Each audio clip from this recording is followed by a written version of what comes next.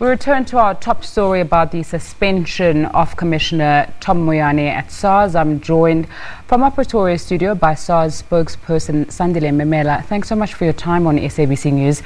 What's SARS' reaction to the suspension of former Commissioner Tom Moyane, considering that we're close to financial year end? Thank you very much for this opportunity and platform. Of course, SARS has noted the widespread media reports on the suspension of the Commissioner, Mr. Tom Moyane, with immediate effect. Above all, SARS wishes to acknowledge and recognize the pronouncement by the President of the Republic, Mr. Cyril Ramaphosa, where he, of course, shared with the nations news of this significant development. As SARS, we welcome the decision because we want to believe that it is in the best interest of the organization, of the country and the nation at large. And of course, SARS wishes to make it very clear that we are committed to giving our full cooperation. And the good thing is the fact that the Minister of Finance this morning also announced the acting commissioner, Mr. Mark Kingon. And again, this is a decision that we welcome as SARS and will give our fullest cooperation to.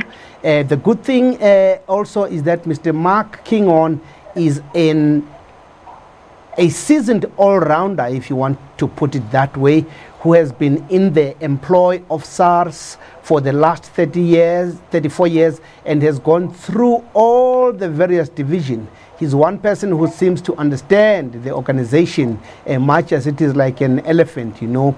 And the 14,000 men, women, youth, and people with disabilities who are at SARS remain focused. What we are seized with now, because we have only 11 days to go before the end of the financial year, is to keep our eyes specifically and strictly focused on generating the revenue, which is our core mandate.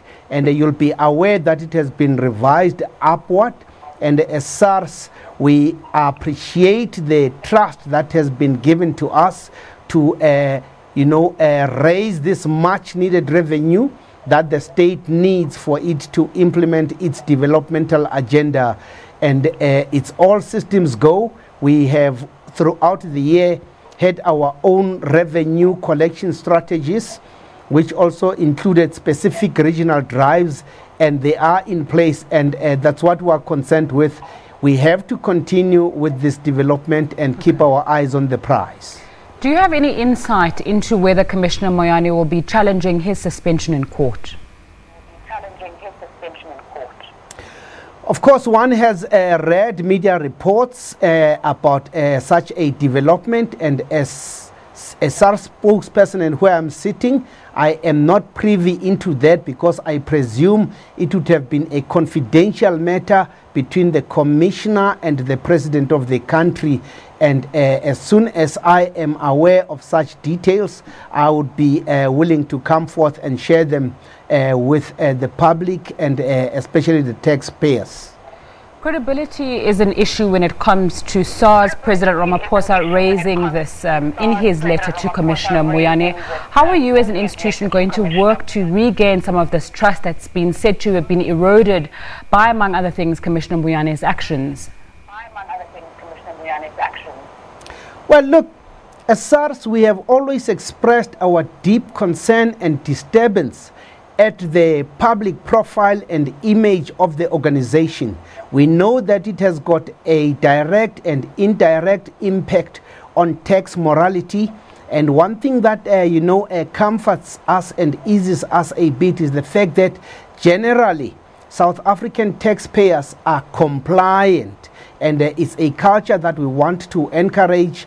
And even at this moment, when we only have 11 days to go, we want to express our appreciation and thankfulness to those who have come forward to pay their taxes, and at the same time.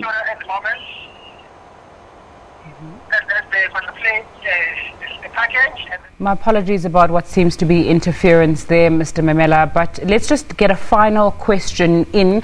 In terms of the Tax Administration Act, you can't discuss taxpayers' affairs, and one of the issues that also came up with regards to Commissioner Moyane was that issue of the 70 million rand tax refund.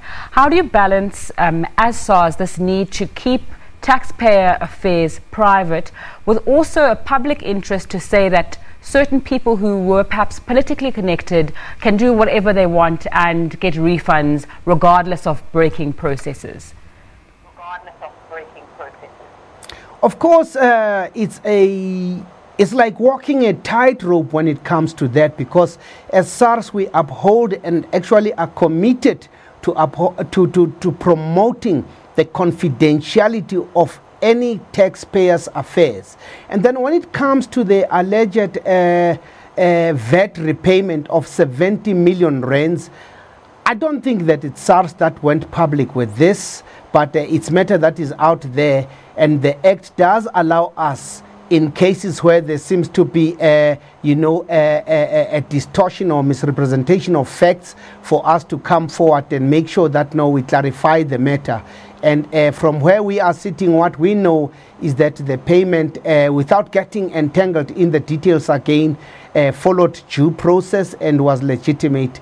And that's it. Sandile Memela from SARS, thanks so much for your time on SABC News.